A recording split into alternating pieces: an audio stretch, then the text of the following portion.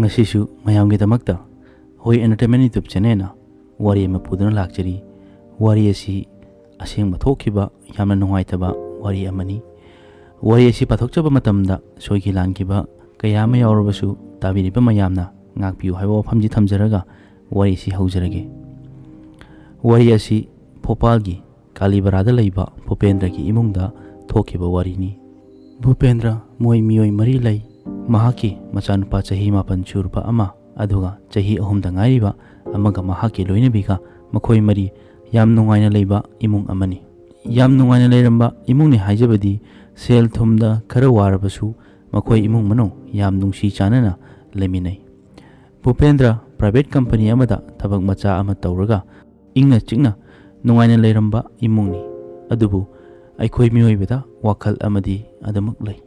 madudi aikhoi na hojik sizinariba leiriba phibamdagi kharaga hena nungaina leiba car फजब तोंगबा luxury lifestyle अमदा हिंगबा पामी सेल हेना तानबगी वखल अमा अदम लैजै असुमना भूपेंद्र की वखल दसु अदम खनकी भूपेंद्र सु खरा हेना सेन तानबगी लंबी अमा थिरखी थबक अमा तौरबसु अहेनबा पामा वखल अमा लाखी अहेनबा पामना मरम ओइरगा अइखोइना अफफता खंधबा ngamdana thabak kaya ama tawsiloi kona aina tawriba thabak asi aranbani khanglakpa matamda matam henkiduna awaba kaya thengnadabasu nate siba phawba yauribani asumna Bhupendra dasu asiguma thodok ama thoki sel painingmana langtaknaringai chahi asigi April thada WhatsApp ta message ama lai masigi message asi mayamgi phone dasu laklamgani khanjai madudi nangi number sida lucky draw faure amadi aikhoigi company ga pullaga yumda leina leina sel yam laina tanba yagani telba matam kharada mayam su khanduni yengbiu Bhupendra gi thada phangliba salary khara aduna yumgi sinba kona banate angangi school gi fees tuition coaching gi fees yumgi sinadraba yadraba kaya ama asumna sel gi awatpa kaya leiringai matam aduda yumda leina leina adongi mobile phone dagi yam laina sel tanba yagani adusu nomada minute 10-15 khak kaithokduna madugi message adu urubada Bhupendra su thabak adu tawningba phawromki maduna nungaiba imung ama oirakani khangirami aduna Bhupendra message adu hanki masu thabak adu tawge haiduna Bhupendra na thabak adu tawrage hairaba matungda makhoi makha tana wari kaya ama sanaki aduda sanariba wari adudi aikhoigi thabak asi tawrabadi nangna hojik tawriba thabak adudi karisu nate nangna aikhoigi thabak asida fajana tawrabadi yam laina ina khunba mi haibado oigani adusu telaba matamda wari asi tabada Bhupendra su harawo phawki aigi thabak su tawna site tawba yaba thabak nina masidagi sel khara phanglakpasina aigi yumgi awat pasu menaba yaragani khalami Bhupendra da Telegram join taw haiduna Play Store dagi Telegram install tawduna makhoi ga paw phawnaki maduda makhoina hai nangi thabak se kamaina tawgadabano amadi makhoi gi company asi Colombia based company ni hairami wari du tabada Bhupendra hena thajaba ama phawromki Colombia gi company oibanina makhoina hairiba punamak asi achumba oigani haina khalamki asengmatasu ekhoi gi mentality si mapalam gi company dana hena thajaba ama oi ekhoi leipaki company ne haibadagidi asumna Colombia based company ne hairiba nupa aduna mahak hairiba company asida manager oina leibani hairamki manager aduna nangna tawgadaba thabak asi website amada tawgadabani online e-commerce ki thabakni hairami aina thabak asida research tawbada moigi company gi thabak asi third party company ama lei moina hairiba company asi yamna asengba achumba company amagum uhalli moigi thabak asi traffic hengatnabagi thabak tawbani example oina hairabada online shopping site amada pot yonba haibasi ahanbada kanana su khangbiroi pot adu asengbara natraga fraud oibra haiduna khangani madu punumak adu khanhandanabagi damak review tawgadabani review aduda hairiba pot adu afaba asengba poni aina order tawa matamda numit mangani gi manungda pot adu aigi yumda yawrai pot adu genuine product ni haiduna 5-star rating tawgadabani Colombia based company aduna wari pumbali matung Bhupendra su hairiba thabak adu tawbada yarami maramdi adugi product review tawba amadi rating tawbaduna magisu sale khara phangadawribani. Bhupendraga Columbia based company manager aduga contract sign tawnare adugi matong April 2023 dagi hariba thabak adu tawba hawki. Haurakpada yam nungaina thabak adu tawki.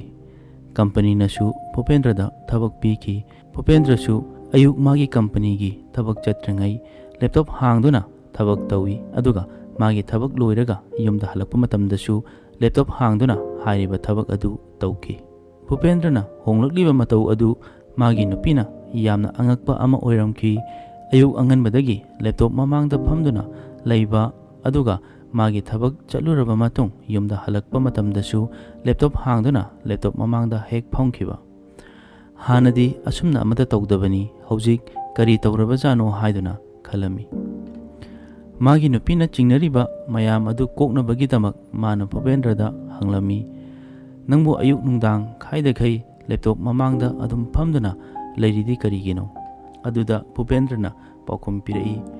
Aigi thabaktagi phanglakliba sel asinadi yum pubada awaba oibana aisu saita sel khara tanbani asina kharada oirabasu aikhogi yumgi awatpa asi konagadra haiduna Bhupendrana hairami. Sel tanbani haibadi khanglami magi nupina adubu chap chana kari thabakno haibadi khanglamde. Aduga magi nupina asumna hairami nangna tawgadaba thabak adum taw adubu phattaba thabaktadi tawganu. Bhupendranasu hoi ai phattaba thabak karshi tawde aina tawribasi aikhoi punumaki yaifanabagidamaktani.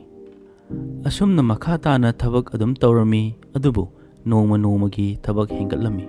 Maduna maram oiraga Bhupendra awaba ama oirami adubu mana tawriba thabak adugi seldi Columbia based company na adum pirami. Aduna maram oiraga Bhupendra awaba pumba kauthoktuna magi bank account da changnakpa sel adu yenglaga amuksu khali aina hanadagi tarokliba thabak asidagidi aina hojik tawribasina hena phangi asidi numit chumna tawba thabak su nate amukka hena tawrabadi sel hena phangani haiduna Bhupendra gi wakhalda ahenba pamlaklami. Asumna sel gi mayaina ahing athengba phauba phajana tumdana tabak tawrami. Ayuk hogalabasu magi melda thabak ahenba amukka lai. Ngasigi thabak asi tawgadabani adu tawgadabani haina. Adubu mayamsu khanduni yengbiu aikoina thabak tawrabadi thabak tawbadugi matong ina sel phangpham thoi. Adubu Bhupendra di phangliba sel adu yam hena yengsilamde. Haibadi mana tawriba thabak aduna yamna henba aduga selna khajiktak phangba haibadu oirami. Asumna matam haukhirami nongmadi Bhupendrana sel yamna phangdi haiduna company aduda hanglubada Columbia based company aduna hairai. Karisu wakhal waganu nangi piraktriba sel aikhoida lei nangna hek pama matamda lauthokpa yagani. Wahi adu tabada Bhupendrasu company aduda thajarami. Asumna thabak tawna me tha yaroklami. Magi ayuk nungthel nungdang khaida khai thabak tawrami. Magi office ke kaliknasu Bhupendra gi laptop mamangda da leibadu angakpa ama phawrami.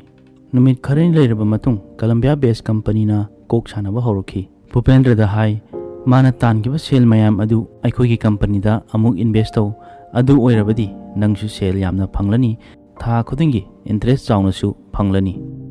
Bhupendra su company na hariba adu thajaramki maramdi Bhupendra na nahandaki thabak tawrakpada sel adum phangi yamba yamdaba aduna tongalaga.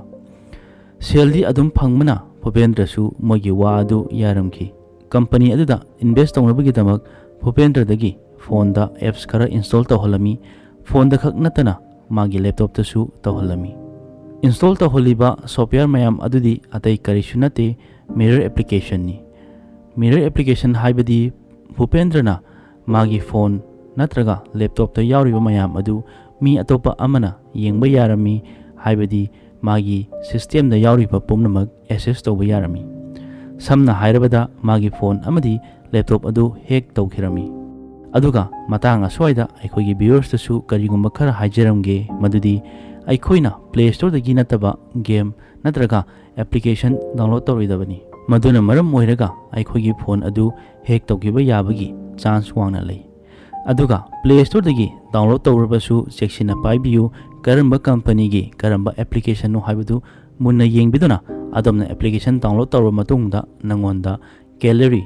contact, camera asidagi hena aikoigi phone gi file khudimak access tawbagi ayaba nirakani aduda aikoina ikhan khandana thoidongna yengdana allow pangtokda tawi aikoina download tawriba application adu paiba yaradi yare haiduna application aduna hanglakliba permission mayamdu yengdana allow loina tawi asidagi aikoida chauna asoiba oirakpa yai aduna mayamsu checkinbiu asina wari ama oiraga asumna Bhupendra dasu asigumba thodok thokirami Bhupendrana numit khara thabak tawrami magi invest tawkriba adugi interest kharaga magi thabak tawbugi phangpham thokpa kharaga magi bank account da changlamki asumna Bhupendra su hariba company asida thajaba helamki maramdi mana tawriba thabak khudingmaki sel pibanina asumna company aduna kok sanaduna makha tarakpada company aduna hairami nangna hojik phangliba sel adunadi nungaina hingba ngamlaroi aduna company asida kharaga hena chauna invest taw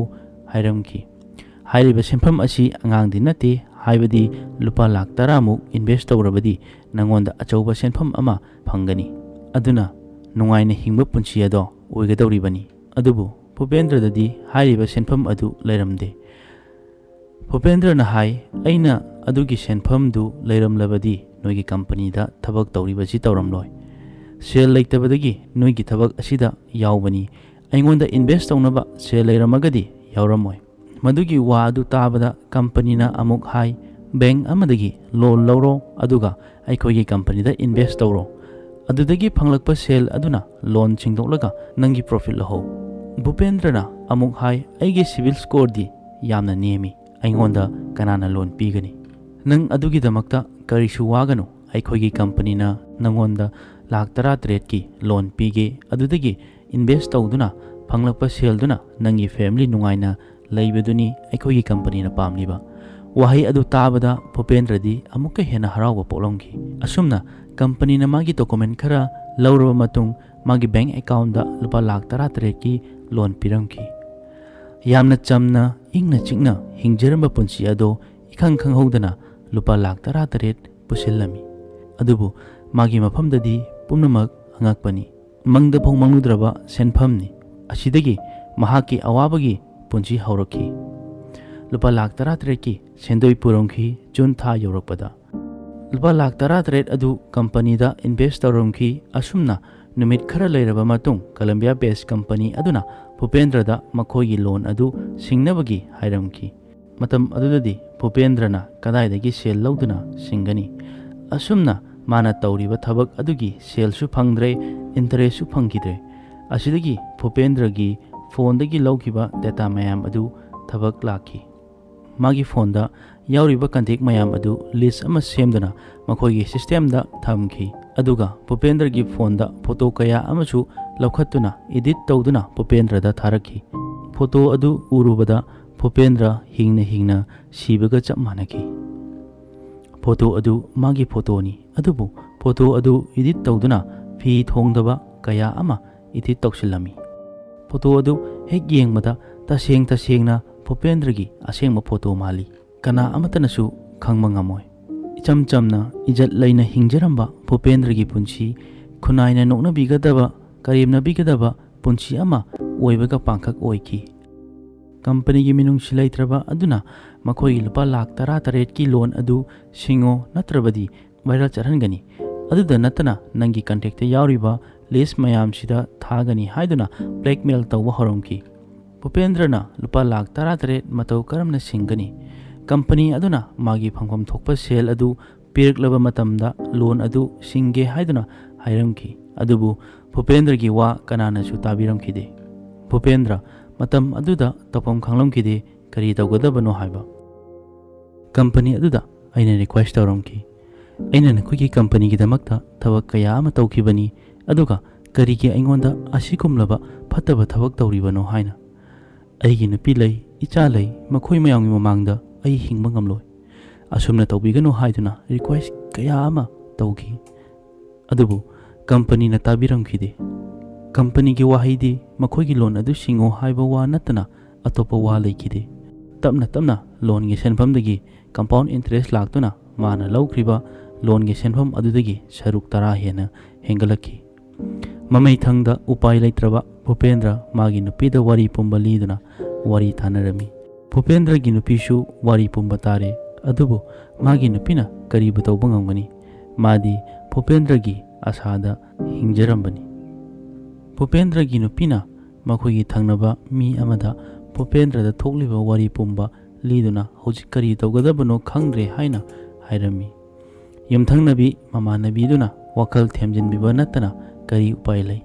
हौजिक नखोगी मतम फत्तबगिनी फत्तब मतमसु लोइखिनी अदुबु खांगबदती कल्लो हाइरमखि अदुदा थोलकपा पुंबा माइथेंगनबा ngamgदबनी हाइरमी असुमना यामना वाना हिंगलिबा भूपेंद्र मागी थबक तौरंबदुसु थबक चटखिद्रे मरमदी भूपेंद्र की फोनदगी मागी boss की फोटोसु edit तौदुना मागी पोस्टा थाजिल्ली असुमना मागी बॉसनसु भूपेंद्र से यामना फत्तब मी अमा ओइना उरमकी अदुबु मधु पुनमक्तु भूपेंद्र नदी करिसु खंगलमदे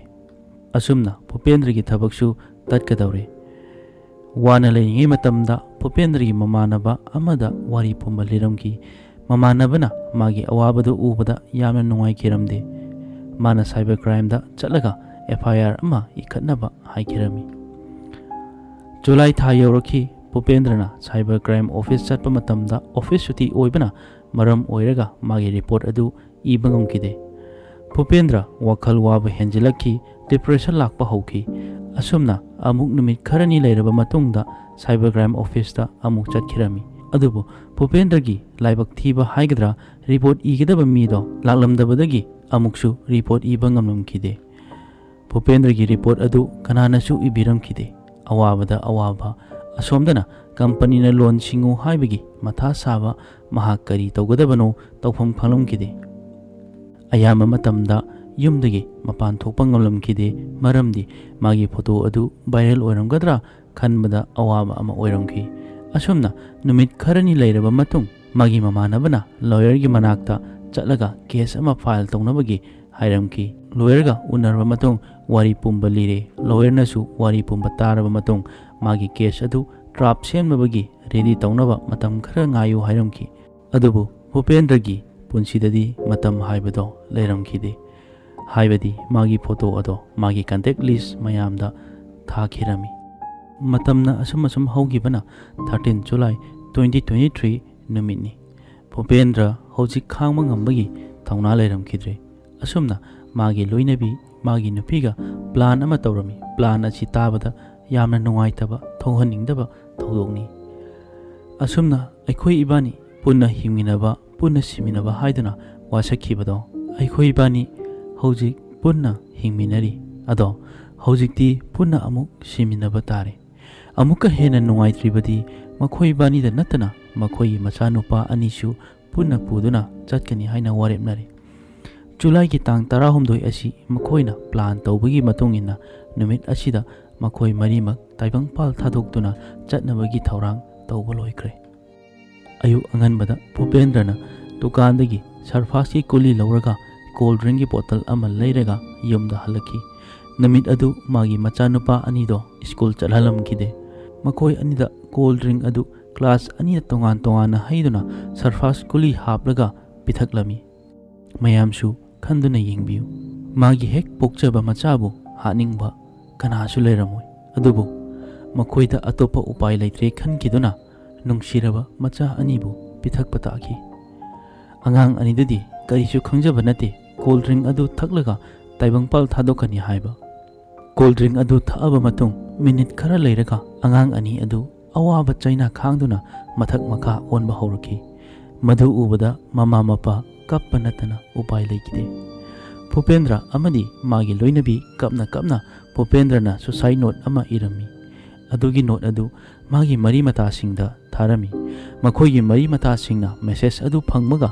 मखोई पाव फाउनदुना भूपेंद्र की युमदा लाकी अदुबु थोंग मनुंगदगी लोलमकी थोंग अदु थुगाइदुना येंगलुबदा मखादा अंगांग अनिगी असीबा हक्चांग तादुना लेरमी अदुगा मथक्ता येंगलुबदा असीबा हक्चांग अनि फेंदा यानदुना लेरमी असीबा हक्चांग अनिदु अतै कनासु नते भूपेंद्र अमदी मागी नुपीनी असुमना मखोई की इमुंग हाइरिबा नुमित असिदा मखोई अरोइबा नुमित ओइखिरमी वारी असी पाथोक्तुना मयामगे मफमदा ताहनजबा मतमदा अई इसामक्सु यामना नुंगाइजदे अदुगा मयामसु वारी असी तारगा करी फाउबिबगे हाइबदु कमेंट तौबिरमु अदुगा अखोइना स्मार्टफोन पाइबा मतमदा खरा चेक्सिना पाइमिनसी स्मार्टफोन अखोइ मियोइबदा कानबा मयाम अमा पि अदुबु अखोइना खंद हौदबा मिकुप अमदी अखोइगी असोइबा तांजा गाइदुना लेरिबा मियोइसु याउदबा नते ममांगदसु हाइजख्रे अखोइना एप्लीकेशन अमा डाउनलोड तौरगा सिजिनबा मतमदा करिनो हाइबा खंगदना एलाउ पंगतौदा तौदुना अखोइगी फाइल पुंबा सिनबा याबगी परमिशन पीदुना मखोइदा अखोइगी डाटा पुंबा पिथोकपगुंबनी मरम असिना अखोइ खरा चेक्सिनबा मथौ ताइ अदुगा कनागुम्बना अदोंगी फोन हाइबदी मेसेजता सेल तानबगी नत्रगा लकी ड्रोगी मिंगदा सेल पीगनी हाइदुना अदोमदगी डॉक्यूमेंट खरा हंगलकपा मतमदा कनाननो करिनो खंगदना अखोइगी डॉक्यूमेंट असी पिथोकलोइदबनी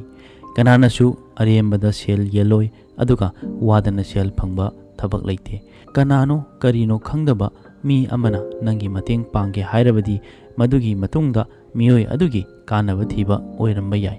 मरम अदुना मयाम फोबेंद्रदा थोकलिबा दशा असी थोक्तनबा अखोइ पुन्ना चेक्सिनमिनसी हाइजरगा ngasiगidi matang aswaida loichinjarage aduga mayamna asigumlaba tabada kanagadaba asengma thokiba nungaiba wari tabinabagidamakta mayamna channel asibu support tawbiduna like share amadi subscribe tawba kawbiganu ngasi gidi kainarasi mathangi wari amadamu thengnarasi